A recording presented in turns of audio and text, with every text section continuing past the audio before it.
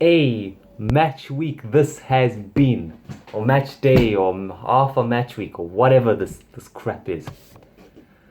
Manchester United absolutely destroying is the wrong word. Just mauling Southampton, just beheading them completely, putting them in the dirt. 9-0. 9-0. Manchester City beating Burnley, doing what they do, scoring 2 goals, and then, yeah, Ruben Dias. Ruben Dias, for some reason, reminds me of Jiren from Dragon Ball Z. Like, my God, he looks like, he looks like Jiren when just when he's not even doing anything. Like he's just in that meditation mode right now, and then as soon as he goes to Liverpool, he'll start evolve. He'll like power up and just destroy everybody. Yeah, but anyway, Leicester back to winning ways against Fulham. Well, let's be honest with Leicester. Brendan Rodgers is just a big bottle job. You know, you could think he's winning at one point, and then they go and lose to Leeds. You know, but there's 2 headlines right now. Liverpool proving me wrong.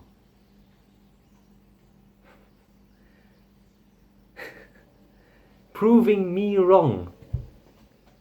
Losing back-to-back home games. They lost to Brexit FC and they've now lost to Seagull FC. Liverpool have problems.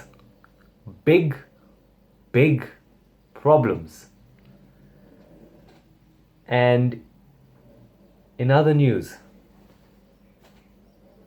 the best player in the world, I'm not talking about Cristiano Ronaldo or Lionel Messi. No.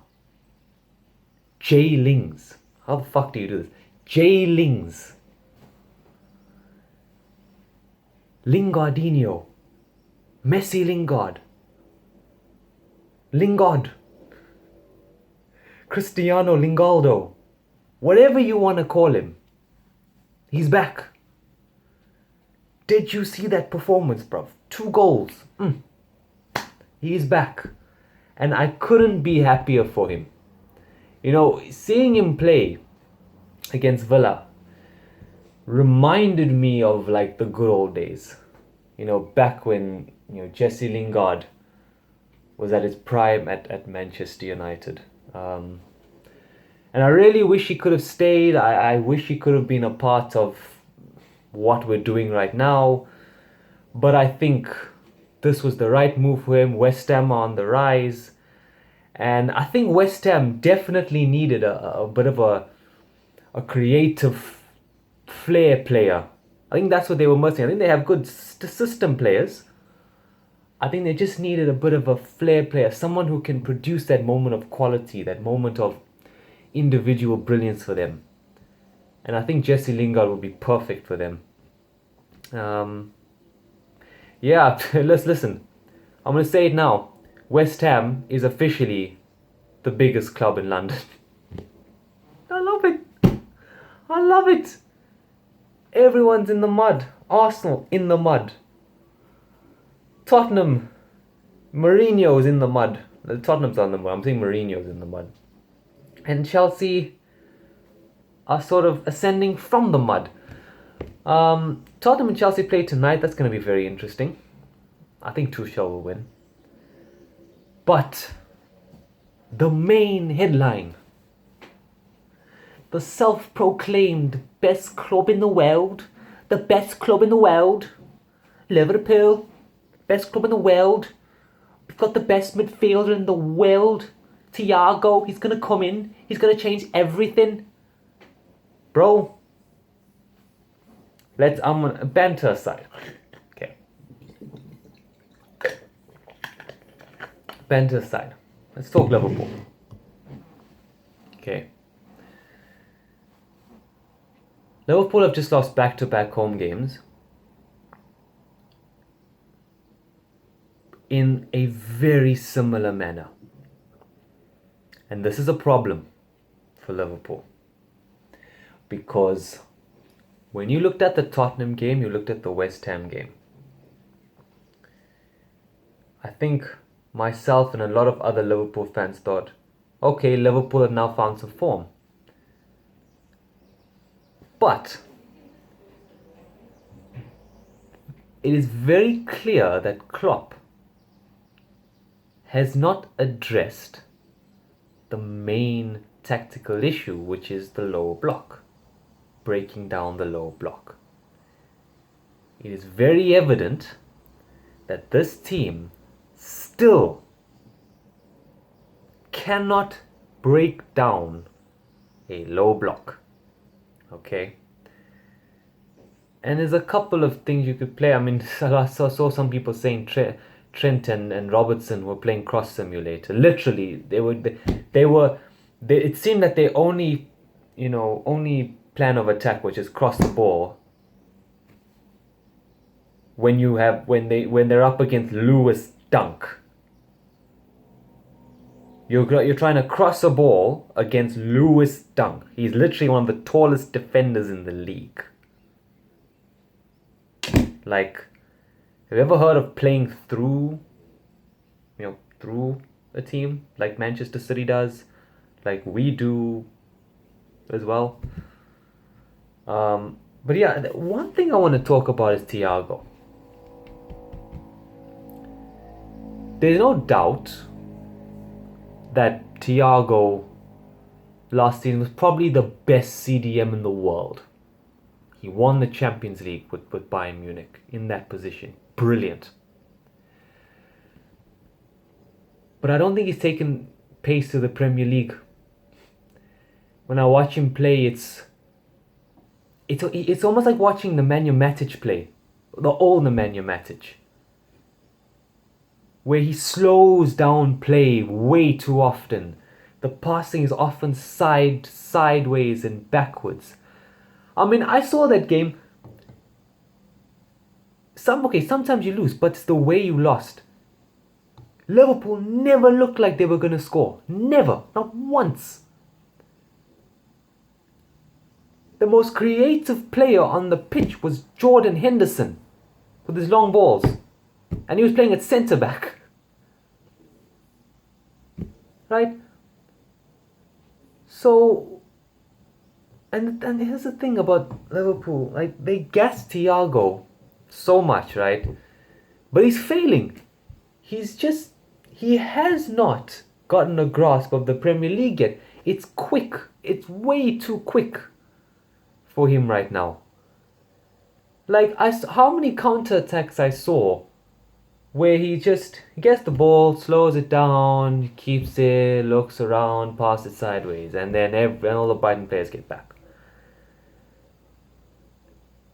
Liverpool have just lost. They've lost it, the spark, you know. And we saw Mo Salah produce some fantastic moments against Tottenham and West Ham. Just dead today. And maybe you put some blame. Okay, yes, there's injuries, but I don't think defensively you're not that's not a problem. It's your forward players, and I think that comes from the board. Okay, firstly you got to look at the players and say they just don't look ambitious anymore. But you've got to look at the board. It's a disgrace that a team that's won the Champions League, the Premier League, and 2 other trophies plus that have only bought in 4 players over 4 transfer windows. Like, how does that happen? Surely, after you win the Champions League and you bottle the Premier League, you get in more players. Even in the summer, okay, Thiago Jota, but you should be getting 3 or 4 players, because as a club you know that everyone else is going to strengthen. City's going to strengthen, Chelsea's going to strengthen, Tottenham's going to strengthen. Arsenal's going to strengthen even though they are where they are. United will probably strengthen even though we haven't. But they haven't done that. So Liverpool have serious issues. Because what we might see now is inconsistency. And that's the last thing Liverpool want. Because inconsistency could mean, and I'm telling you this now, if they lose the next home game to Manchester City, if they lose back to back to back, 3 in a row, home games, I think they're off the title race. I think they'll be too far behind City. And they'll probably be in a top 4 race. And if they're not careful, you know, West Ham could knock them off the top 4. So yeah, very...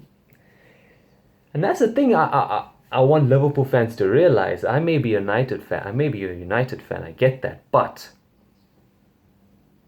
I think you've, as a fan base, have got to start asking questions.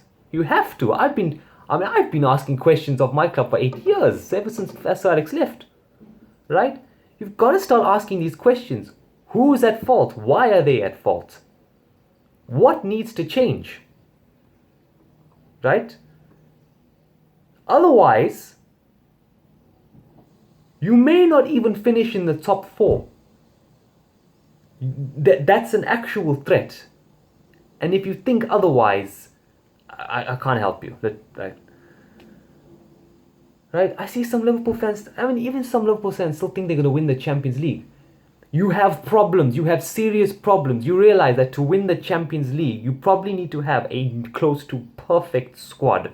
You have injuries, and your forwards are just not, your team's not performing at all. You have problems. Okay? So here's what I recommend. Instead of going around trying to defend your club by trying to attack everyone else's club, look at your own club. Look at what the problems are and ask the questions. Right? That's what I recommend, because otherwise, Liverpool are in serious trouble. They're playing City next. Okay? So yeah, that's a must-win game. They don't win, in my opinion, they're out the title race. Yeah, that's my Premier League roundup, mainly about Liverpool. But yeah, look, Tottenham-Chelsea play tonight. Let's see what happens. Interesting Premier League now. Very interesting.